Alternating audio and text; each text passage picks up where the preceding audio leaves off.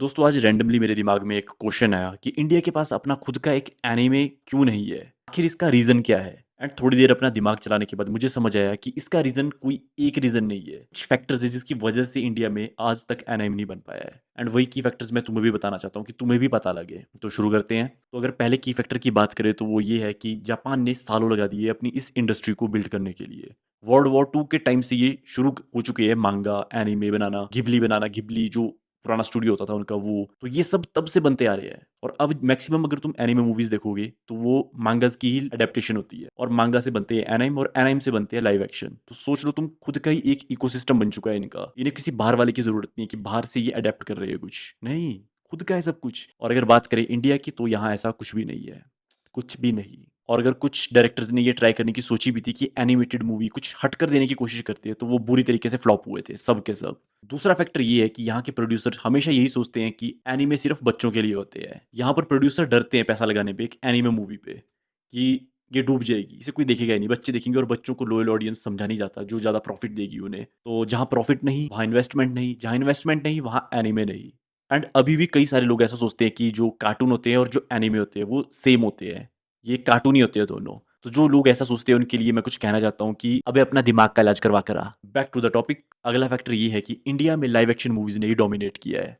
फिर बात करो तुम टॉलीवुड, मॉलीवुड, कॉलीवुड, यही तो चलता है इंडिया में। एंड प्रोड्यूसर्स को यही ज्यादा सेफर ऑप्शन लगती है एक एनिम बनाने से ज्यादा। लोग इन्हें देखेंगे और जो लोग देखेंगे वहीं से पैसा आएगा।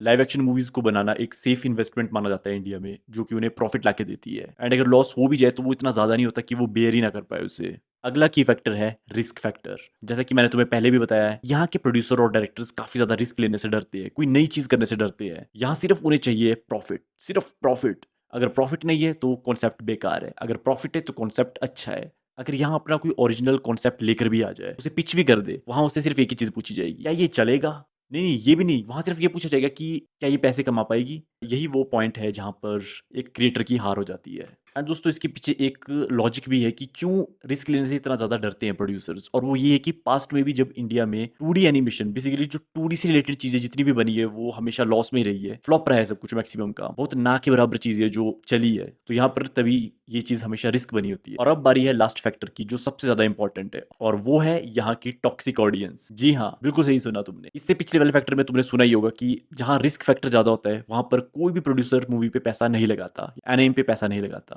वो पैसा क्यों नहीं लगा रहे? क्योंकि लोग उसे नहीं देख रहे हैं। तो लोग कौन है? लोग आप, मैं, हम सब है लोग। और अगर यही लोग सहयोग नहीं देंगे तो कहाँ से एनाइम बन पाएगा इंडिया में? जापान का कोई एनीमे यहाँ पर आता है तो हम खुशी से देखते हैं कि वाओ क्या चीज बना दी है। वहीं अगर इंडिया का कोई क्रिएटर खुद का एनीमे लेकर आए तो लोग उस पर हंसते हैं, ये क्या बवासीर लेकर आ गया है, ना सर ना पैर। या फिर उसे वेस्टर्न या फिर जापानीज कॉमिक्स से कंपेयर करना शुरू कर देते हैं कि ये तो वैसा लग रहा है, ये तो वैसा लग रहा है। काफी सारे क्रिएटर्स है जो यूट्यूब पे खुद की ओरिजिनल एनीमे बनाने की कोशिश कर रहे हैं। यहाँ पर मैं वरदान एनीमे की बात नहीं कर रहा हूँ क्योंकि उनके स्कैम के बारे में सबको पता है। Back to the topic. यहाँ पर अभी भी कई सारे ऐसे क्रिएटर्स है जो ओरिजिनल एनीमे का कॉन्सेप्ट लिख रहे हैं, यहाँ तक कि काम करना शुरू कर भी चुके हैं उनके ऊपर।